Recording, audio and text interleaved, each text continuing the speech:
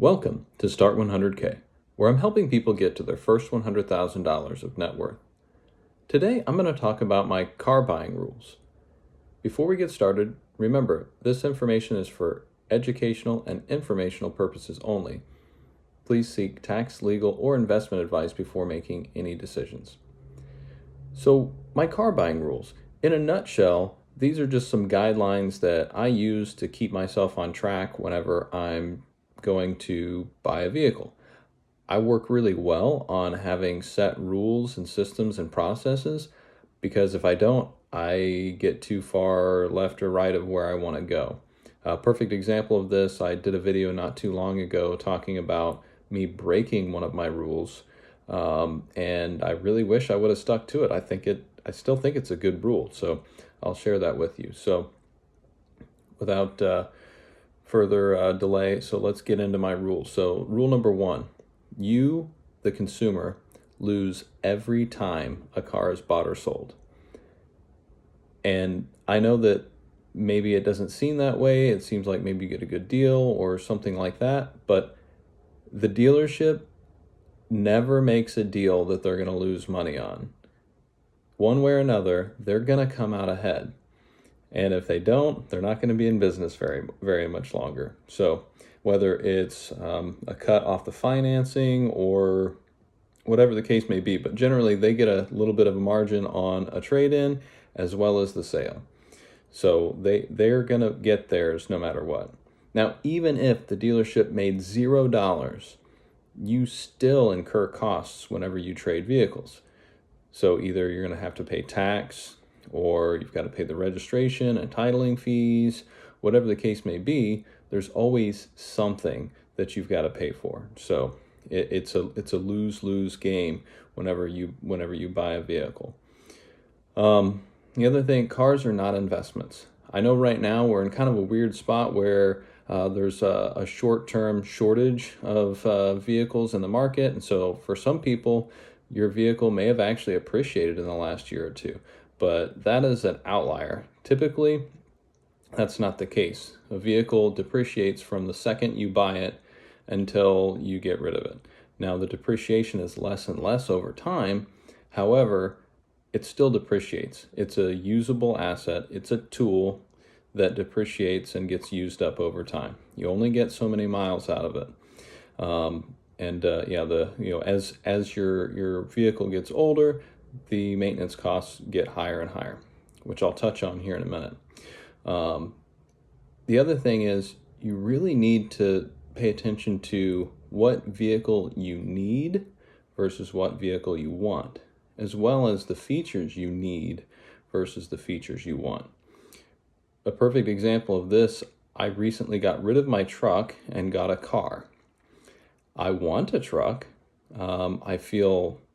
I don't know. I think sometimes you get a little sense of power or status or whatever the case may be. And sometimes you just define yourself as like, oh, I'm a truck guy. I drive four-wheel drive pickup trucks. And that's kind of been me for a long time. But I got Chevy Malibu. I got a car. But that's really what I need right now. I don't really haul a bunch of stuff. And if we do need to haul some stuff, we have our minivan that we can use for most things. So it was kind of a tough thing for me to look back and go, well, what do I really need? Like if I was outside looking in and I was giving myself advice, I would tell myself, get a decent car that's going to get decent gas mileage and get you from point A to point B, because at 95 to 98% of the time, that's all I do with it. I just drive to and from work.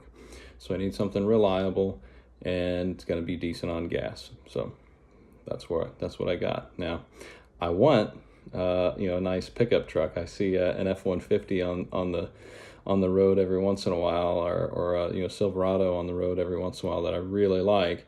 And I kind of think, oh, that'd be nice to have, but definitely just not something I need right now.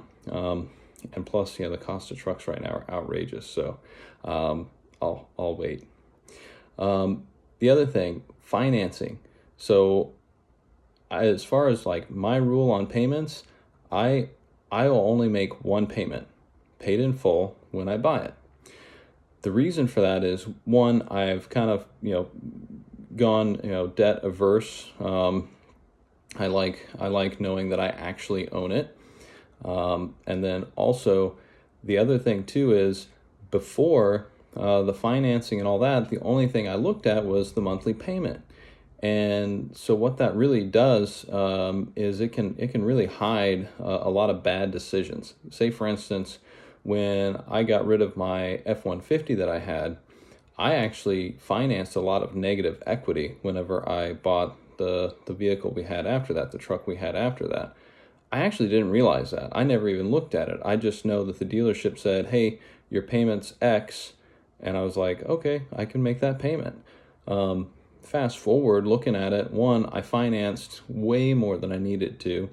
And two, over the course of that loan, I was going to pay like $7,000 in interest. That's a lot. I could have almost bought the truck that I had in cash for that. So that was really eye-opening. That's actually what kind of set me on my journey to look into finances and things like that. So definitely something to look at.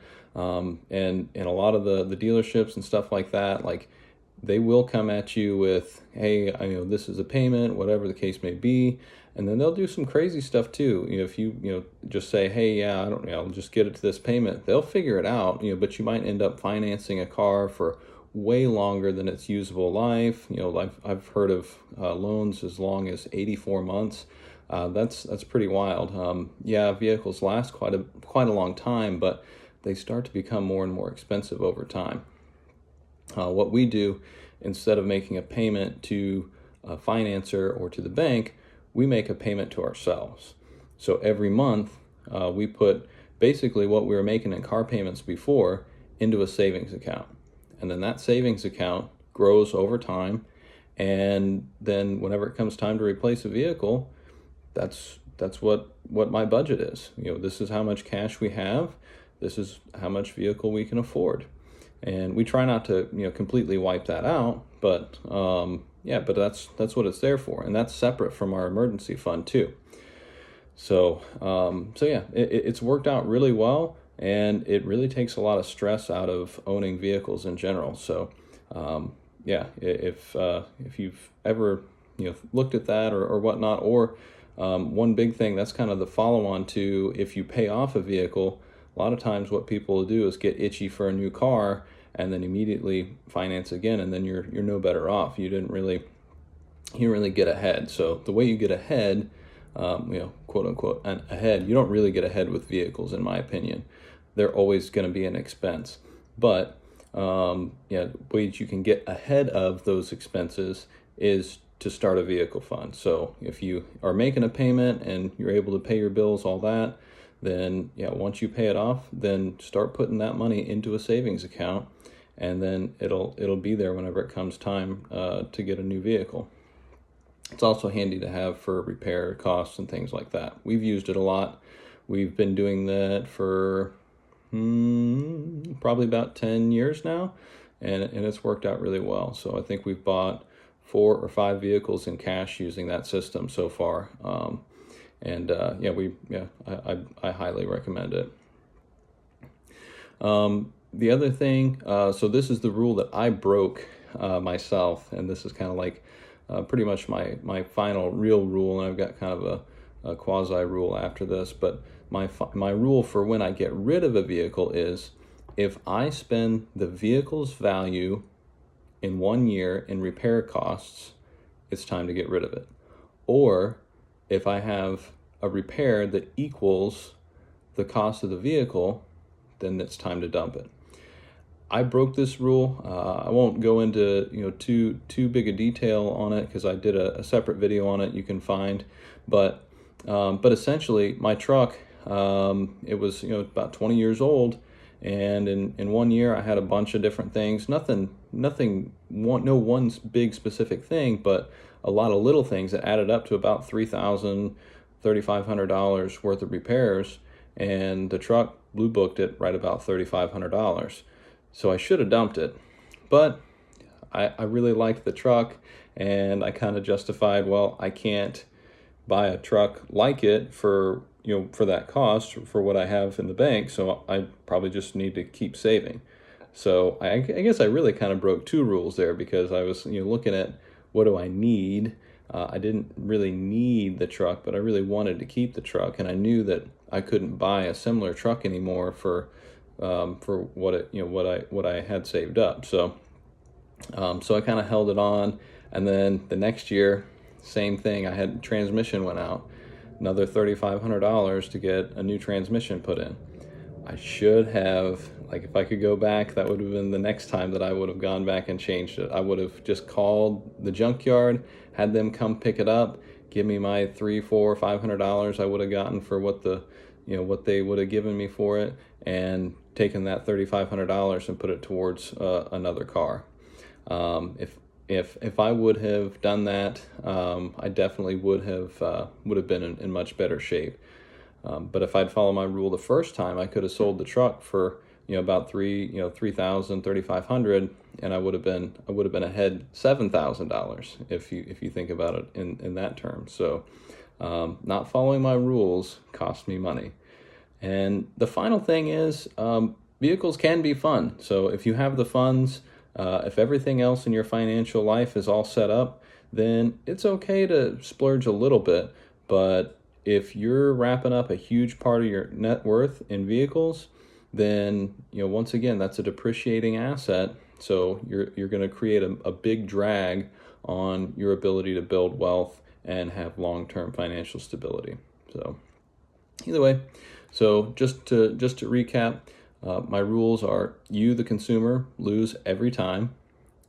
Cars are not investments. Buy what you need, not what you want.